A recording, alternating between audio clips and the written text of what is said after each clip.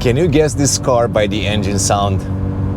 Well, this is the E60 M5, the iconic V10 with the S85 5.0 liter engine, 507 horsepower, and I get to drive it today here in Munich. Everybody's raving about the E60 because it was the only M5 offered with a V10 power plant. And there is a little bit of a history behind that. This engine, it's actually manufactured in the same engine plant as the V10 that was used in Formula One by the BMW team. So the monoblock was made in the same factory, and of course BMW is very, very proud of that because the V10 was such an iconic engine in Formula One, and of course BMW wanted to show this transfer from the track to the road and vice versa, and this is why they also wanted to use it in the M5. They wanted to show that they can make the best engines possible. This engine allowed the M5 to accelerate from 0 to 60 miles per hour in just 4.1 seconds and run a quarter mile in 12.5 seconds. More importantly for the time, it also weighed less than its competition like the AMG CLS 55 and the Audi S6. Of course, this car was quite polarizing when it comes to the design. Chris Bangle was in charge of BMW design at that time, and he came up with this idea of flame surfacing, which now you can see it on many cars on the road. Over 2 decades ago, this was extremely controversial. Yet, if you look at this car today, it still looks extremely fresh. So with that out of the way, let's talk about the driving experience. I only have about 30-45 minutes with this car, so I'll try to compress it as much as possible. This one has the SMG transmission, which was also a bit controversial. Not a lot of people love this one. I drove recently an E60 with a manual, and it was a better choice for this car. Even though maybe it's arguably a little bit slower because you have to run your own gears, the shifting, it's smoother, it's a little bit better, and I absolutely enjoy a little bit more. This one still feels a little bit jerkier. SMG was never great. So the driving experience, it's exactly what you expect from a car of that time. Very analog. Even sitting inside, you have this not driver-oriented cockpit, which you used to see in BMWs, but more like a flat design, plenty of buttons. Love this. Just love the fact that I can just turn these switches here, adjust the temperature. It's just nice. It's easy to use. Just beautiful. Even the steering has changed quite a bit because now you have these beefy steerings in new cars versus this really thin rim. It just fits nicer in your hands. Leather, it's also different. Maybe it's not as smooth as it is today, but it's just this nice quality leather that we used to get back in the day in cars. And of course, it's a high-revving engine, so you can go around 8,000 RPM, and it sounds fantastic. It's the first actually M5 that comes with an adaptive suspension, so that was a big deal for the time because no other car was offered with that before from the M5 lineup.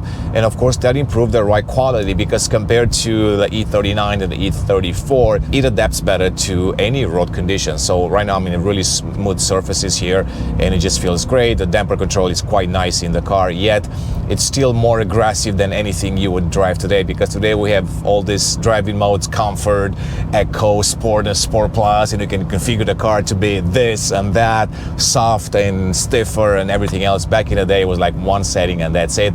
Yet with this car they tried to have this adaptive suspension to cater to people that wanted a comfortable daily driver, because that's the idea of the M5 in the end. It's a sports sedan, a business sedan, something that you want to use every day.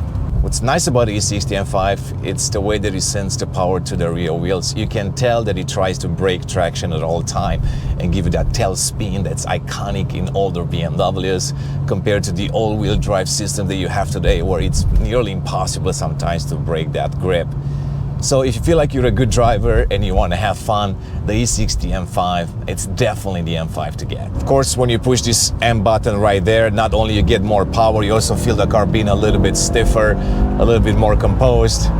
Power delivery, it's definitely a lot better. And honestly, I don't even want to talk too much because I just want to really enjoy this quick drive with the car. Getting nostalgic here. Back in 2004, when the E60 first debuted, it had the first generation iDrive, which was confusing and not the best iDrive. And it seemed like you needed to go through a lot of submenus to just carry out simple tasks. However, Compared now to modern tech and touchscreen, I still prefer the old school analog iDrive.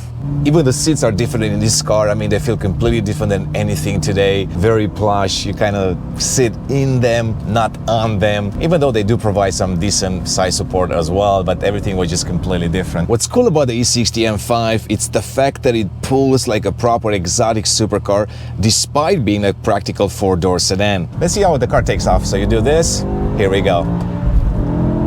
Bam.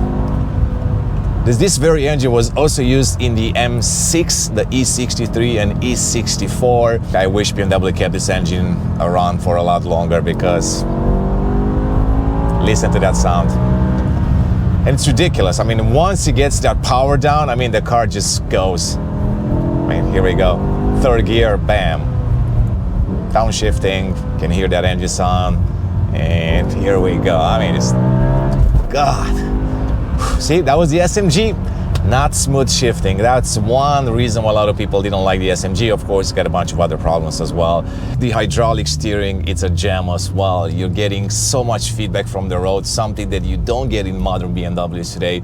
It doesn't feel artificial at all, and you can feel everything that happens with the front wheels. It's not just the engine sound that it's so good, it's the fact that the cabin, it's not isolated from the outside. You know, today we always want to have this isolated cabin, a very quiet cabin.